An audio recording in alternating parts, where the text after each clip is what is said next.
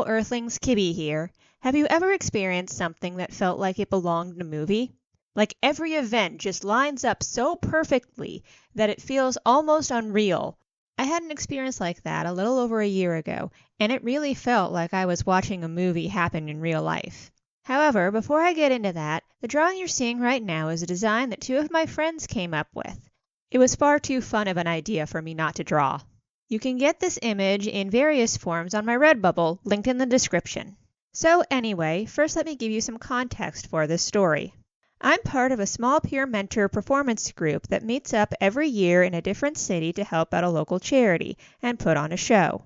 Each show has a theme, and this year's was Life's What You Make It, which really couldn't have been more perfect for how things played out. Throughout the rehearsal week, things were going pretty smoothly. We had small issues here and there, but nothing we hadn't dealt with before.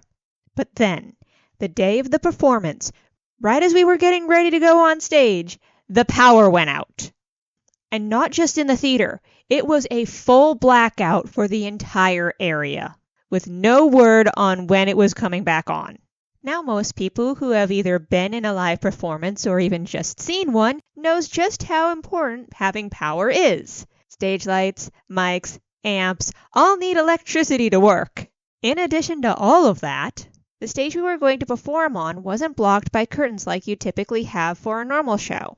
You see, right before the power went out, we were playing a slideshow to hype the audience up before we went on ourselves. Meaning instead of curtains that could be manually pulled back, there was a massive screen blocking the stage. A screen that could only be raised by electric motors.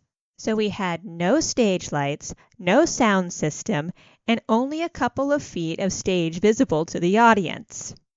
It really seemed like we weren't going to be able to perform the show that we had spent the whole week practicing. But then we decided, no, this was a performance we wanted to do, and we were still going to do it the best we could with the circumstances we had.